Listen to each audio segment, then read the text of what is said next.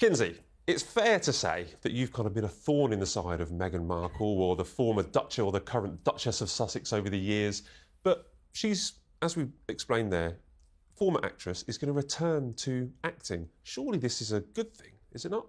I mean, I think that this is probably a great thing for Prince Harry, because if Meghan is on a movie set, that means she's not sitting around in Montecito recording behind the scenes of their family life.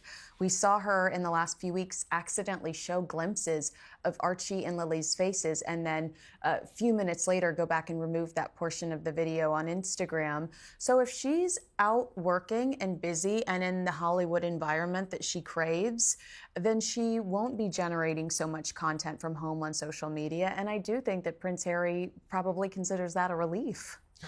Charles, we've discussed this in the past. I mean, she's a former actress. Yeah. I mean, the late Queen, I think, said, well, why doesn't she, if she wants money, why doesn't she return to acting? I mean, do we welcome this idea? This is a film, so this is a film she's going to star close personal friends with Lily Collins and Brie Larson. She's going to play herself, but is it a good move for her? I hardly think starring in it is the right phrase, Matt. I mean, it is a bit part, and what is she playing? She's playing the Duchess of Sussex, so it's not exactly, she's not really, it's not method acting or anything like that. It doesn't bother me. It's not something that I'm going to be watching. To be perfectly honest, I'm sure I'll see lots of clips of her part in social media. That'll do enough for me. I don't really know what the film is about. I mean, I think it's called Close Encounters. It's one group of, it's one couple that's not famous. It's one couple that is famous, and they run into each other in Santa Barbara, and they strike up a friendship. And Meghan is playing herself, and Matt, as we've discussed before, this is giving Fergie energy, who played herself in an episode of Friends when Joey and Chandler are in London.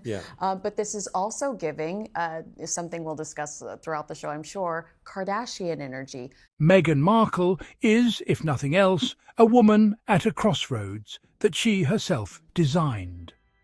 The news of her potential return to acting isn't just a career move, it's a Rorschach test. For her supporters, it's a triumphant reclamation of a self she was forced to abandon.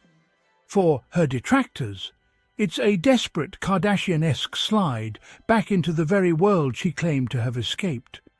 But what if both of these readings are spectacularly, fascinatingly wrong? What if we are witnessing not a regression, but a revolution in how we define a modern woman's legacy? Today, we're not just recapping the chatter from experts like Charlie Ray and Kinsey Schofield. We're setting their arguments on fire to see what truths remain in the ashes. Let's begin with the tactic they love most: simplification. And Matt, as we've discussed before, this is giving Fergie energy, who played herself in an episode of Friends when Joey and Chandler are in London. But this is also giving, something we'll discuss throughout the show, I'm sure, Kardashian energy. Kim Kardashian playing herself, cameos in films and television shows before moving into scripted with Tyler Perry, Lily's godfather. Kinsey Schofield says Meghan gives Kardashian energy. Why? Because she's beautiful, business savvy, and understands media strategy? Because she built something on her own terms, without waiting for royal approval? That's not Kardashian energy. That's independent woman energy. It's fascinating how, when Meghan exhibits the same entrepreneurial traits celebrated in white women, like Gwyneth Paltrow or Reese Witherspoon, it's savvy. But when Meghan does it, suddenly it's vain, Kardashian, or attention-seeking. This isn't analysis, it's coded criticism dressed up as commentary. And then Charlie Ray chimes in, claiming Meghan needs a higher purpose. Excuse me? The woman who has worked on gender equality, championed girls' education, and advocated for safer online spaces for children somehow lacks purpose? That's not an argument. That's a narrative. I've seen an old one. Me asked whether acting is her last reinvention. But since when did growth become a crime? Meghan has never been afraid of evolution. From actress to advocate, from Duchess to global voice, from working mother to creative entrepreneur. They frame reinvention as instability. But reinvention is what every visionary woman has done throughout history. Oprah did it, Madonna did it, Michelle Obama did it, and now Meghan is doing it, with poise, with grace, and with strategy. Kinsey says Meghan is searching for an identity. Wrong. Meghan created one. It's the media that keeps trying to rewrite it. Charlie Ray mocked her for sticking to Netflix, as if loyalty to a global platform is somehow a flaw. But let's be clear, Netflix is not a fallback. It's a fortress. It's where Archewell Productions can tell the stories the British press never allowed Meghan and Harry to tell. Their documentaries changed conversations from Harry and Meghan to Live to Lead. Their upcoming projects show evolution, not exhaustion. And now, with Love Meghan holiday celebration, we see something beautiful.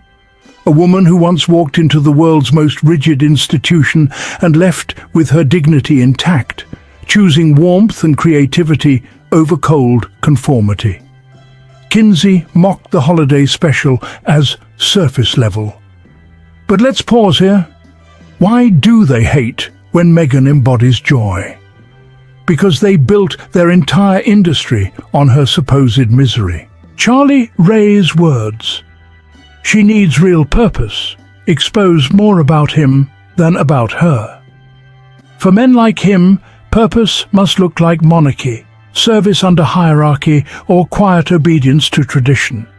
For Meghan, purpose is autonomy, controlling her story, her image, her legacy. Purpose isn't measured by palace approval.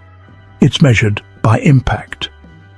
Look at her initiatives: SmartWorks, Archewell Foundation, Girls Inc., her UN engagements. All continue quietly, intentionally, without press photographers or Buckingham Palace press releases. Meghan doesn't need to prove her purpose. Her life already embodies it. The British press never learned the lesson from Suits. Meghan was a natural on screen, not because of Hollywood polish, but because of authenticity.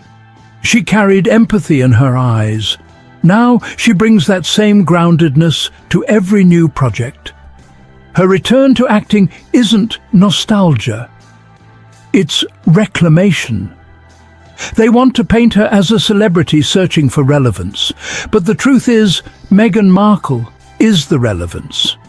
She changed how the world views the royal family.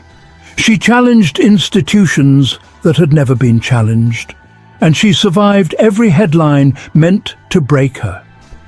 If that's not purpose, what is? So when Kinsey Schofield calls Meghan Kardashian-like, what she really means is, we can't box her in anymore. When Charlie Ray says she needs direction, what he really means is, she doesn't need our direction. So, the next time you hear someone dismiss Meghan as a Kardashian clone or a woman adrift without a real purpose, I want you to think again. We are not watching a woman desperately reinventing herself. We are watching a woman assembling herself with the world as her witness and her jury. The most thought-provoking, nerve-wracking question she poses is this. In the 21st century, does a woman who has been both a princess and a pariah have the right to build her own kingdom on her own terms and call that her purpose?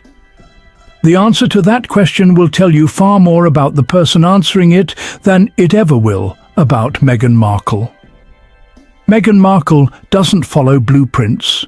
She rewrites them. And her return to acting isn't her final chapter. It's another testament to a truth the British press will never accept. She was never the problem. She was always the power.